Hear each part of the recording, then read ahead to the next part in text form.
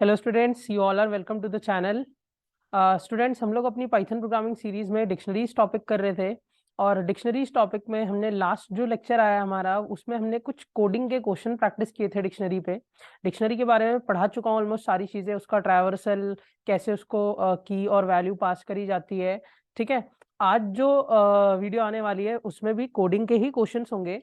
मगर last lecture में जो मैंने कोडिंग के क्वेश्चंस कराए थे डिक्शनरीज में, वो मैंने बताया था कि वो थोड़े सिंपलर है, मतलब इजी क्वेश्चंस है, ज्यादा कुछ टिपिकल था नहीं।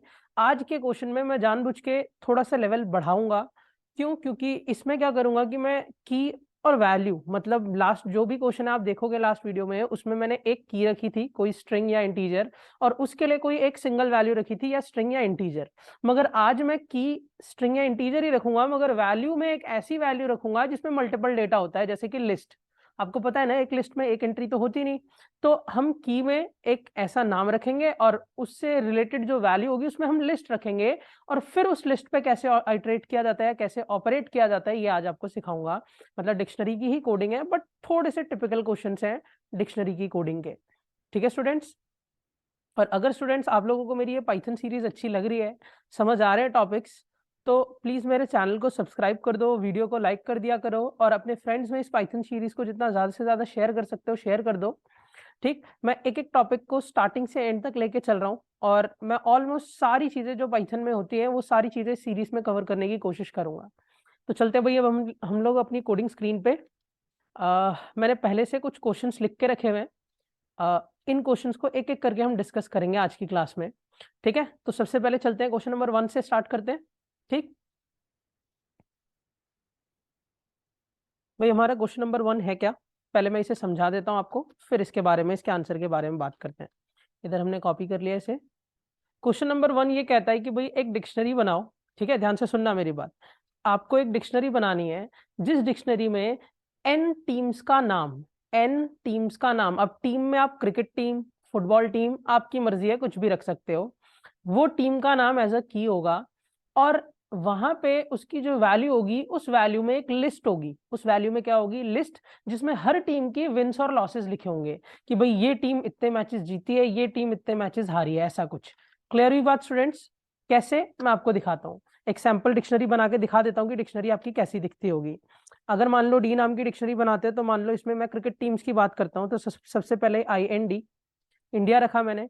अब इंडिया की जो वैल्यू है, मतलब की तो इंडिया हो गई, IND, इसकी जो वैल्यू है, इस वैल्यू में एक लिस्ट होनी चाहिए। उस लिस्ट में मान लो इंडिया 5 मैचेस जीती है और 2 मैचेस हारी है। तो ये हो गया इंडिया के विंस एंड लॉसेस। आगे विंस है, पीछे लॉस है, कॉमा, एक टीम हो गई। उसके बाद नेक्स्ट टीम ENG, इंग्लैंड रख ली। मान लो इंग्लैंड हमारी 4 मैचेस जीती है एंड 3 मैचेस हारी है। ठीक है, ऐसे ही करते करते आपको मल्टीपल एलिमेंट्स, एन एलिमेंट्स की बात करी गई है, तो ऐसी आपकी डिक्शनरी फॉर्म होनी चाहिए। उसके बाद जब एक बार डिक्शनरी फॉर्म हो जाएगी, उसके बाद ये कहते हैं कि आपको विंस डिस्प्ले करने हैं। क्या डिस्प्ले करने हैं स्टूडेंट्स? विंस, लॉसेस नहीं डिस्प्ले करने, विंस डिस्प्ले करने हैं। कौन सी टीम के? जिस टीम का नाम यूजर एंटर करेगा, जिस टीम का नाम यूजर एंटर करेगा। क्लियर हुई बात? तो हम इसी से रिलेटेड अब कोड बनाएंगे। ठीक तो पहले डायनेमिक एंट्री का कोड बना लेते हैं। भाई एम्प्टी डिक्शनरी बना ली, एन का इनपुट ले लिया, इंट इनपुट एंटर, या ऐसे लिख देता हूँ हाउ मेनी टीम्स। अब यहाँ पे यूजर एंटर करा देगा कि कितनी टीम्स की डिटेल चाहिए उसे। अब यहाँ पे ये भी देख लेना कि लिस्ट फॉर्मेट में डेटा कैसे एंटर होता है। For i in range, range को 1 से लेके n+1 तक चलाया, जितने भी n की एंट्री कराएगा बंदा उतना हो जाएगा। उसके बाद टीम नेम के लिए टी नेम वेरिएबल बना लूं, एक minute, for i in range,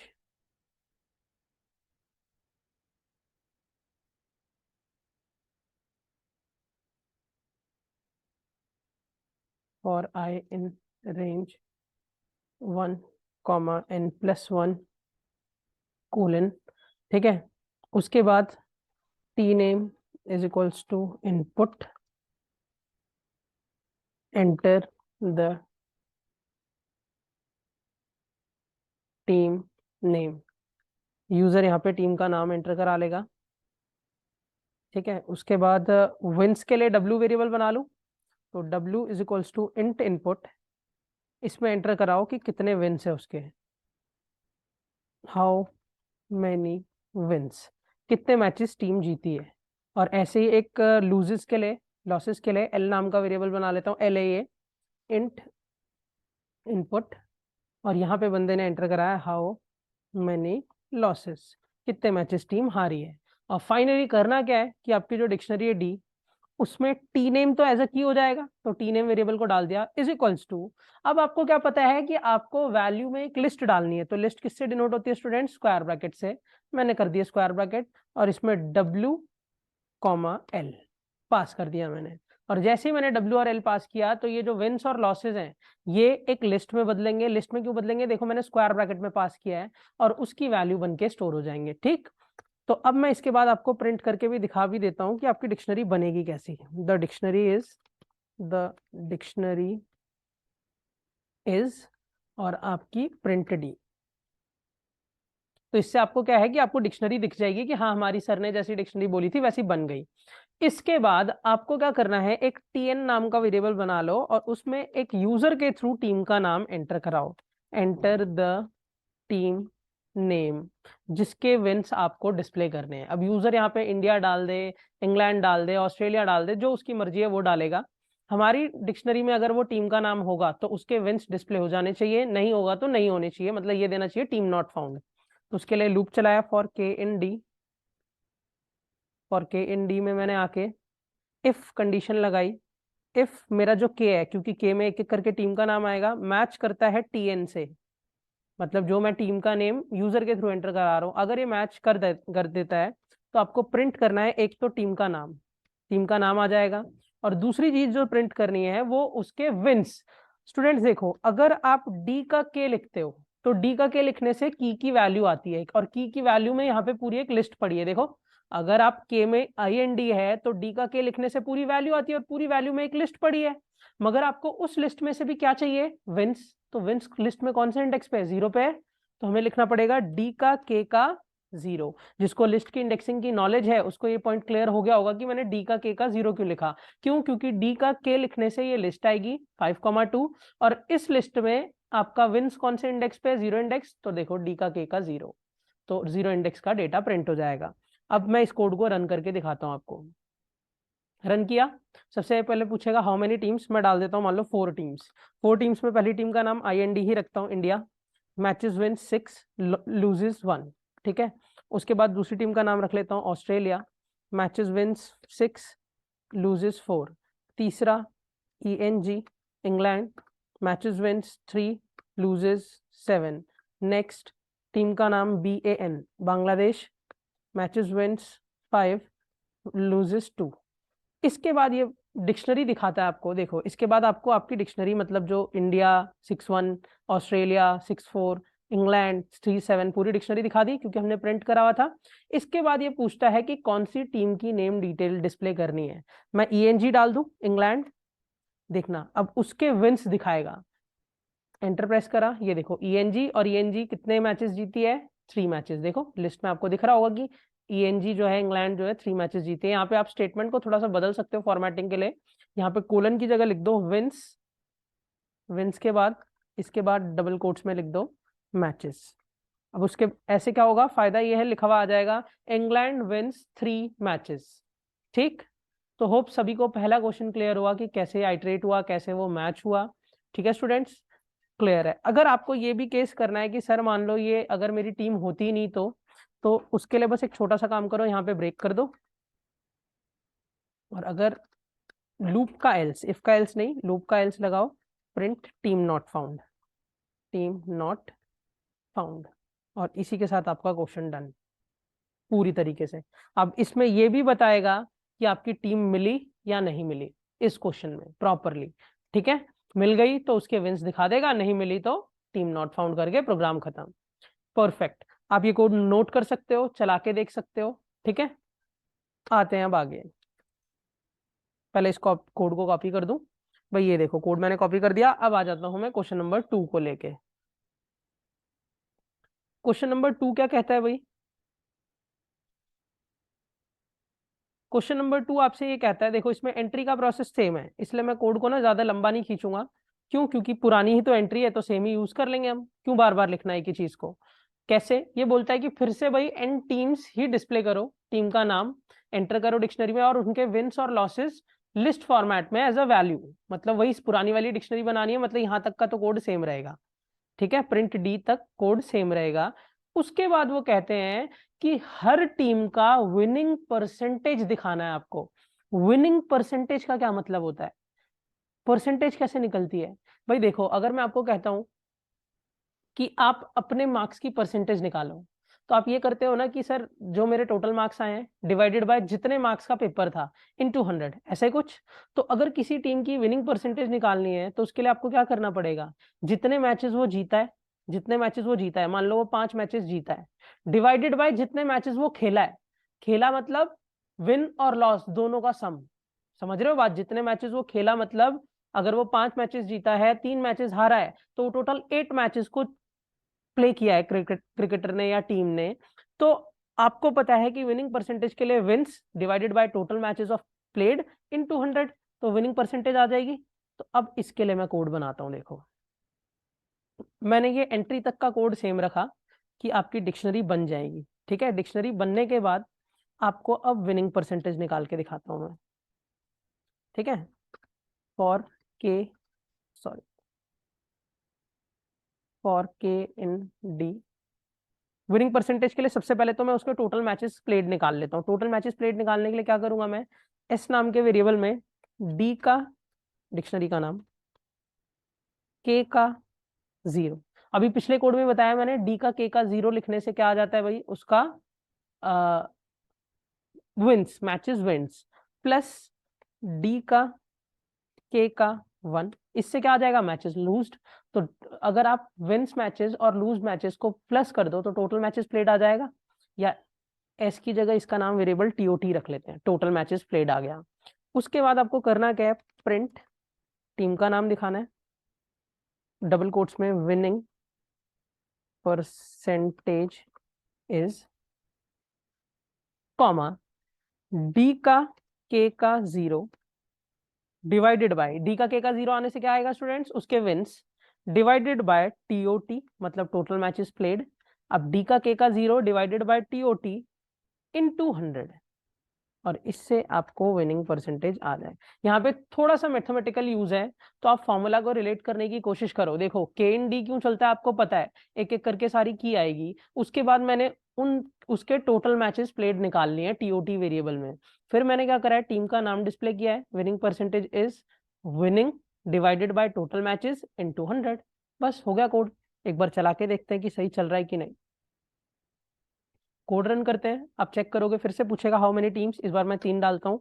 IND India 5 जीती 2 हारी, फिर AUS 6 जीती 3 हारी, फिर BAN 3 जीती 5 हारी, ठीक है। ये देख लो भाई, आता है पहले आपकी डिक्शनरी आती है, फिर देता है India winning percentage 7.71, Australia winning percentage 66, and then Bangladesh winning percentage 37.5। तो आप देखते हो कि कैसे ये परसेंटेज कैलकुलेट कर रहा है विनिंग की, ठीक। फॉर्मूला थोड़े से टिपिकल कोड है, फॉर्मूले का यूज है, तो इसलिए ध्यान से इसको ऑपरेट करना ड्राई रन करते वक्त। ये कोड भी डन, यहाँ पेस्ट कर देता हूँ आंसर नंबर 2 के लिए। आप आराम से चाहो तो इस कोड को वापस से अपनी नोट्स में ऐड कर सकते हो। क्वेश्चन नंबर 2 भी डन। आते हैं अब क्वेश्चन नंबर 3 में। क्वेश्चन नंबर 3 क्या कहता है भाई? क्वेश्चन नंबर 3 ये कहता है कि n स्टूडेंट्स के नाम एज अ की एंटर करो। पहले इसे कॉपी पेस्ट कर लेता हूं मैं, Ctrl+C, यहाँ पे आके Ctrl+V। कोड में थोड़ा सा चेंज आएगा तो मैं इसे डिक्शनरी को यहाँ से हटा देता हूँ। क्वेश्चन ये कहता है कि n स्टूडेंट्स के नेम एज अ की एंटर करो, n स्टूडेंट्स के नेम एज अ की एंटर करो और उनके 3 सब्जेक्ट के marks in the form of list. फिर वही केस कि लिस्ट फॉर्म में 3 सब्जेक्ट के मार्क्स एंटर होंगे और उसके बाद हर स्टूडेंट ने कौन से सब्जेक्ट में मैक्सिमम मार्क्स स्कोर करे हैं वो दिखाना है। मतलब जो भी उनके मैक्सिमम मार्क्स हैं वो डिस्प्ले करना है हर जैसे मान लो अगर एक स्टूडेंट है प्रिंस, अब प्रिंस के एक सब्जेक्ट में आते हैं 45, एक सब्जेक्ट में आते हैं 82, एक सब्जेक्ट में आते हैं 78, तो उसके मैक्सिमम मार्क्स कौन से स्कोर हुए हैं? 82 वाले, तो प्रिंस मैक्सिमम मार्क्स इज 82, ऐसे लिखा दिखा।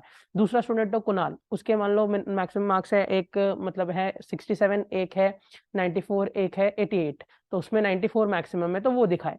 समझ गए बात? ठीक,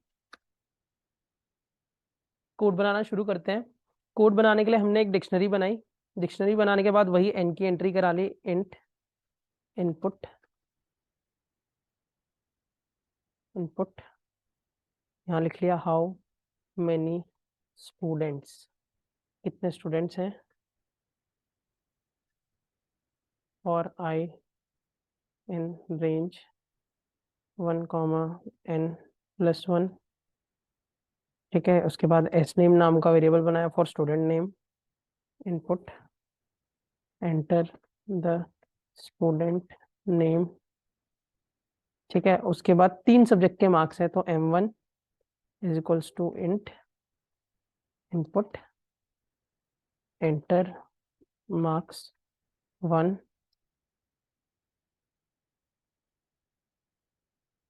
ठीक है, और ऐसे ही करते करते m2 बना लूंगा, m3 बना लूंगा।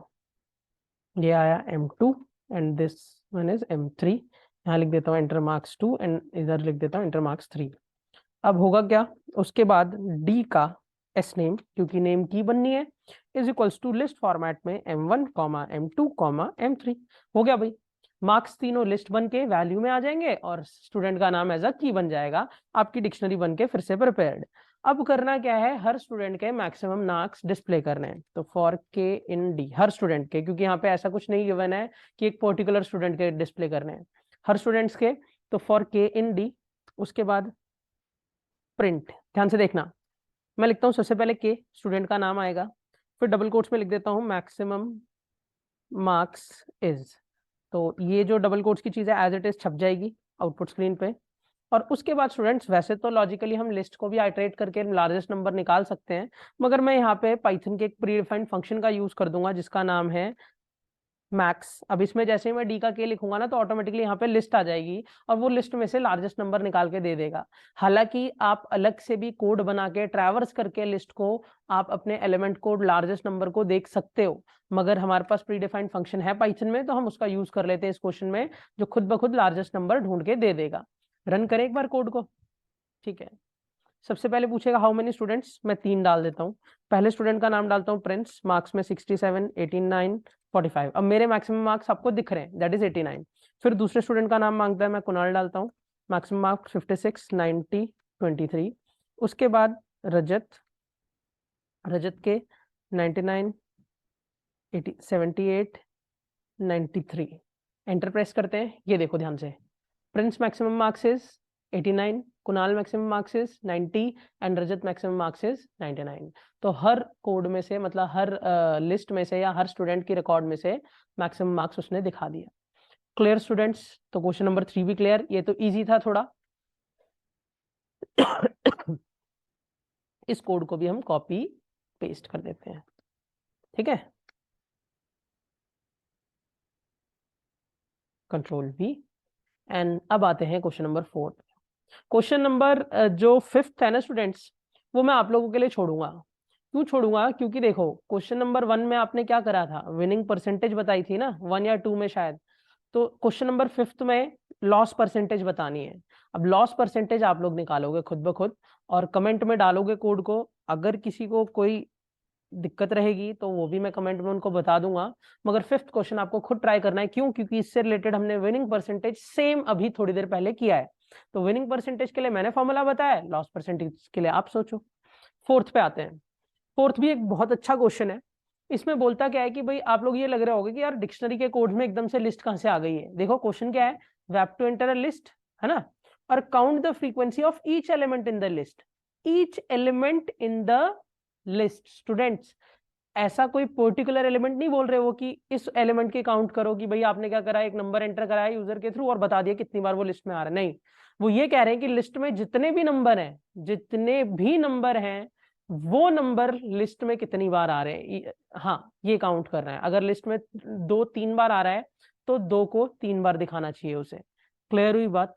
ठीक, तो हर एलिमेंट की अकरेंस बतानी है लिस्ट में, जितने भी नंबर्स हैं हर नंबर कितनी बार आ रहा है ये काउंट करना है। क्लियर हुई बात स्टूडेंट्स?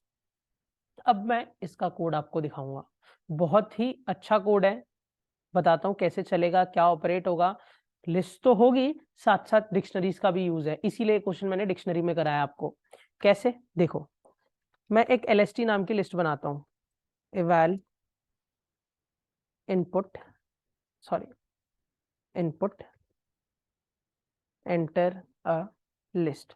अब इधर बंदा एक लिस्ट एंटर करा देगा जिसमें मल्टीपल डेटा आ रहा होगा, ठीक है। उसके बाद एक डी नाम की डिक्शनरी बना के छोड़ दो खाली, अभी कुछ नहीं करना इसमें। डी नाम की डिक्शनरी बनाने के बाद आप एक लूप चलाओ, फॉर आई इन LST चला दो, या फॉर आई इन रेंज वाला किस्सा है वो भी चल जाएगा। अब इसमें एक कंडीशन लगाओ, इफ अगर जो आपका आई आया है, दैट इज जो लिस्ट का एलिमेंट आ रहा है, वो पहले से डिक्शनरी में है, तो भाई सबसे पहले तो हाँ सबसे पहले तो नहीं है ना, सबसे पहले नहीं है, तो आप क्या करो कि डी का I is equals to plus is equals to 1 assign कर दो। थोड़ा लॉजिक बना रहा हूं मैं, ठीक है। अगर वो एलिमेंट पहले से डिक्शनरी में है तो डी का आई में 1 असाइन कर दो, और अगर नहीं है तो मतलब डिक्शनरी में उसे एज अ न्यू एलिमेंट जोड़ना है, तो डी का आई इज इक्वल्स टू 1 कर दो, ठीक है। मतलब कहने का मतलब ये है कि देखो भाई, एक एक करके मैं लिस्ट में एलिमेंट लेके आऊंगा, लिस्ट के एक एक एलिमेंट को लेके आऊंगा। अगर वो एलिमेंट मेरी डिक्शनरी में पहले से नहीं पड़ा होगा, तो भाई सबसे पहली बार जब कोई एलिमेंट आ रहा होगा तो ऑब्वियस है कि नहीं पड़ा होगा, क्यों? क्योंकि आपकी डिक्शनरी एम्प्टी है, तो वो नहीं पड़ा होगा, तो वो एलिमेंट एज अ की और उसका काउंट 1 एज अ वैल्यू जाके स्टोर हो जाएगा। मगर इसके बाद अगर वही दोबारा एलिमेंट रिपीट करता है, मतलब मान लो 4 पहले से आया, सबसे पहली बार 4 आया, लिस्ट में सबसे पहला नंबर 4 था, आया। अब 4 क्या पहले से डिक्शनरी में नहीं है भाई? नहीं है, तो 4 एज अ की बन जाएगा और उसका काउंट 1 एज अ स्टोर हो जाएगा। फिर लूप वापस जाएगा और मान लो दूसरा नंबर भी 4 आ जाता है, फिर से 4 आता है, तो अब वो डिक्शनरी में है तो भाई उसकी वैल्यू को +1 कर दो, तो वो सीधा काउंट में +1 करेगा, दैट इज 1 को 2 बनाएगा। इसके बाद देखना, मैं आपको कोड चला के दिखाता हूँ। इसके बाद आप सिंपली फॉर आप के इन डी चलाओ, देखना ये सबका काउंट दिखाएगा प्रॉपर।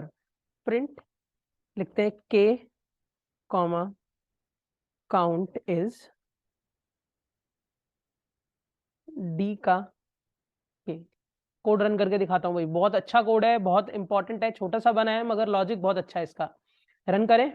सबसे पहले बोलेगा वो एंटर द लिस्ट, मैं लिस्ट डालता हूँ, जानबूझ के कुछ नंबर्स रिपीट करूंगा, 3 5 6 2 3 5 1 9 7 3 5 4 6 2 3 7 8 9 एलिमेंट्स डाल दिए इतने सारे। एंटर प्रेस करते हैं, ये देखो 3 का काउंट इज 4, 5 का काउंट इज 6, 6 का काउंट इज 2, 2 का काउंट इज 2, 1 का काउंट इज 1, 9 का काउंट 2। मतलब ये हर एलिमेंट बता रहा है कि कितनी बार डिक्शनरी आपकी लिस्ट में अकर कर रहे हैं, एनकाउंटर कर रहे हैं। सभी को कोड क्लियर? इसको भी आप चाहो तो ड्राई रन करके देख सकते हो स्टूडेंट्स, इस कोड को भी, एक बहुत अच्छा और बहुत इंपॉर्टेंट कोड था। मैं इसे भी यहाँ पे इसके आंसर के नीचे कॉपी पेस्ट कर देता हूँ, ठीक है। तो आज के क्वेश्चंस थोड़े से टिपिकल थे, थोड़ा ध्यान से ड्राई रन करना जब आप इसे पढ़ोगे। होप सभी को आज की वीडियो क्लियर रही, समझ आया सभी को आज का कंसेप्ट। 5th क्वेश्चन आप लोगों के लिए है, आप लोग खुद ट्राई करोगे, लॉस परसेंटेज बताना है। अगर आज की वीडियो अच्छी लगी हो स्टूडेंट्स, तो please subscribe the channel and video को लाइक कर देना, ठीक है स्टूडेंट्स। आज के लिए इतना ही, till then keep watching and keep learning. Thank you, have a nice day everyone.